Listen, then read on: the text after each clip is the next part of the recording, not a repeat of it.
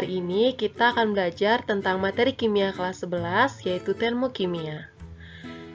Nah, pernahkah kalian melihat api unggun? Mengapa saat berada dekat api unggun, badan kita terasa hangat? Kalian pasti pernah merasakan hal itu juga kan? Tanpa harus pikir panjang, kita pasti tahu bahwa api sifatnya panas. Badan kita terasa hangat ketika berada dekat di api unggun karena kalor yang berasal dari api unggun berpindah secara radiasi dan diserap oleh badan kita. Nah, peristiwa ini merupakan contoh reaksi eksoterm dalam kehidupan sehari-hari. Apa sih hubungan api unggun dengan reaksi eksoterm? Jadi, kita akan bahas pada pembahasan termokimia ini. Nah, termokimia adalah bagian dari ilmu kimia yang mempelajari hubungan antara kalor atau energi panas dengan reaksi kimia atau proses-proses yang berhubungan dengan reaksi kimia. Dalam termokimia ada istilahnya sistem dan juga lingkungan.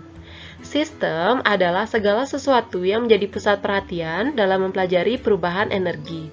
Sedangkan lingkungan adalah hal-hal di luar sistem yang membatasi sistem dan dapat mempengaruhi sistem. Misalnya, di sini ibu memiliki larutan gula. Cairan yang diamati suhunya atau di sini cairan gula ini merupakan suatu sistem atau larutan gula ini adalah sistemnya. Sedangkan lingkungannya yang mana? Lingkungannya adalah termometernya, gelas kimianya maupun tekanan udara di sekitarnya adalah lingkungan. Adapun jenis-jenis sistem itu ada 3. Yang pertama adalah sistem terbuka. Sistem terbuka adalah suatu sistem yang memungkinkan terjadinya perpindahan kalor dan zat atau materi antar lingkungan dan sistem. Ini adalah sistem terbuka. Sistem tertutup adalah suatu sistem yang mana di antara sistem dan lingkungan dapat terjadi perpindahan kalor, tapi tidak dapat terjadi pertukaran materi atau zat. Yang ini contoh sistem tertutup.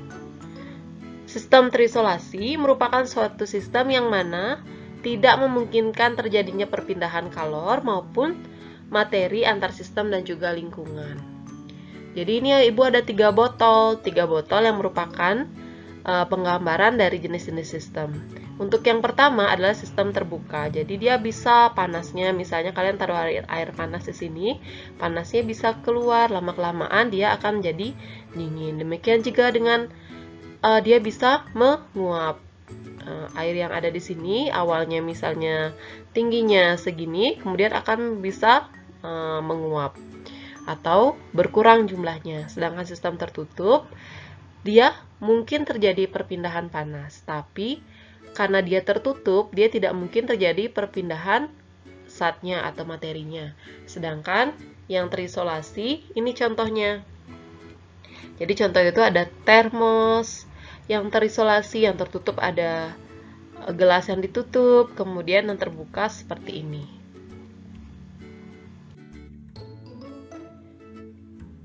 Selain sistem dan lingkungan, sekarang kita akan belajar tentang reaksi eksoterm dan endoterm seperti api unggun yang tadi ibu jelaskan. Dalam konsep termokimia, reaksi dibagi menjadi 2, yaitu reaksi eksoterm dan juga reaksi endoterm. Reaksi eksoterm itu adalah reaksi yang membebaskan atau yang sistemnya membebaskan atau melepaskan energi sehingga lingkungan menjadi naik temperaturnya. Contohnya seperti yang di awal tadi ibu jelaskan, yaitu saat berada di sekitar api unggun. Contoh yang lain adalah reaksi di atas suhu kamar pembakaran, seperti yang tadi adalah pelarutan NaOH, reaksi Mg dengan HCl, dan misalnya lagi saat kita memegang deterjen, itu juga kita akan merasakan panas. Deterjen yang telah bercampur air ya. Kemudian reaksi endoterm. Reaksi endoterm yaitu reaksi yang sistemnya menyerap atau menerima energi sehingga lingkungan menjadi turun temperaturnya. Contohnya adalah reaksi BaOH2 kali dengan NH4Cl dan pemanasan CuCO3. Selain itu juga reaksi endoterm ini adalah contohnya pelarutan urea maupun gula. Selain itu juga ada es mencair, itu juga termasuk dengan reaksi endoterm. Jadi, dari kedua reaksi yang terjadi atau reaksi eksoterm dan endoterm tadi, terjadi perubahan tingkat energi yang disebut dengan perubahan entalpi reaksi. Ini dapat dihitung dengan perubahan entalpi reaksi itu disimbolkan dengan delta H.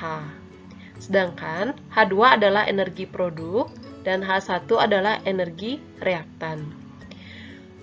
Adapun perbedaan reaksi eksoterm dan endoterm itu sebagai berikut. Yang pertama dari energi. Kalau reaksi eksoterm, dia membebaskan atau dibebaskan atau dilepas ke sistem.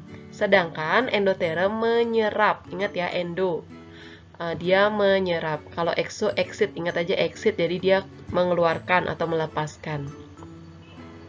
Nah, untuk suhu lingkungannya. Suhu lingkungannya bagaimana? Suhu lingkungannya akan menjadi naik atau panas. Suhunya akan naik, misalnya tadi 25 akan menjadi 30, misalnya seperti itu.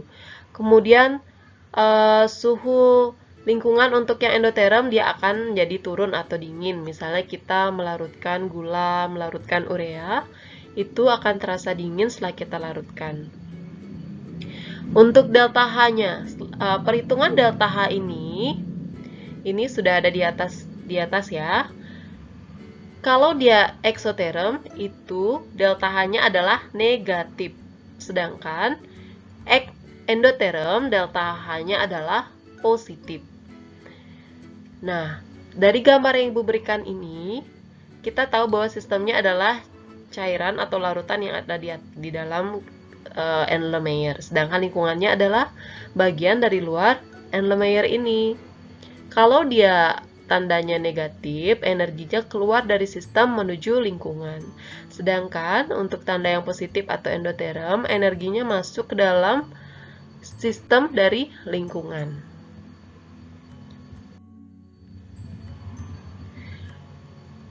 Diagram tingkat energi menunjukkan nilai perubahan entalpi reaksi. Nah, ini merupakan diagram tingkat energi reaksi eksoterm. Karena dia eksoterm itu bertanda negatif, jadi H1-nya lebih besar daripada H2-nya. Makanya hasil perhitungannya akan menjadi negatif. Sedangkan untuk endoterm, H1-nya lebih kecil daripada H2-nya, sehingga delta H-nya akan menjadi positif.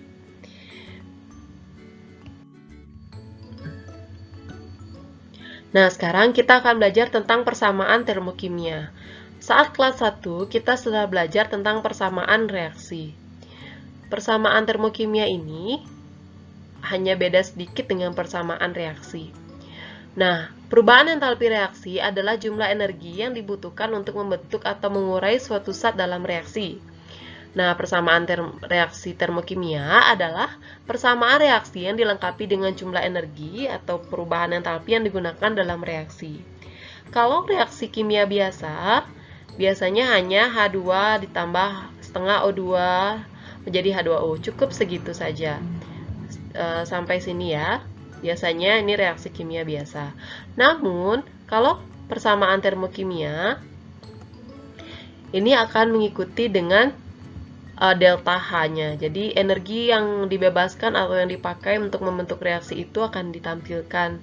Contohnya, 1 mol air dibentuk dari hidrogen dan juga oksigen dengan membebaskan energi sebesar 286 kJ.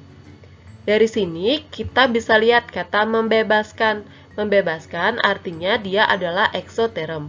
Pasti kita bisa buat tandanya adalah negatif. 1 mol air, rumus kimianya apa? Air, rumus kimianya adalah H2O. Dibentuk berarti dia itu adalah produk. Sedangkan dari hidrogen dan oksigen berarti dia itu adalah reaktan. Yang ini adalah produknya, produk, yang ini adalah reaktan. Ini adalah delta H-nya, bernilai negatif.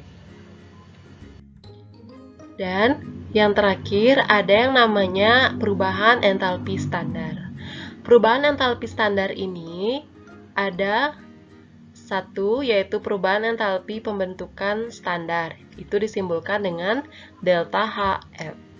Sedangkan yang kedua adalah perubahan entalpi penguraian standar. Itu disimbolkan dengan delta HD. Kemudian ada perubahan entalpi pembakaran standar, delta HC. Sedangkan perubahan entalpi netralisasi standar, delta HN. Untuk perubahan entalpi sublimasi standar, itu delta H sub. Dan perubahan entalpi penguapan standar, dan yang terakhir adalah perubahan entalpi pelarutan standar. Nah, untuk penjelasan lebih lengkapnya tentang perubahan entalpi standar ini akan Ibu bahas pada video berikutnya. Oke anak-anak, sekian tadi pembahasan materi tentang termokimia. Semoga kalian paham ya apa yang Ibu jelaskan. Sampai jumpa pada video pembelajaran berikutnya. Terima kasih.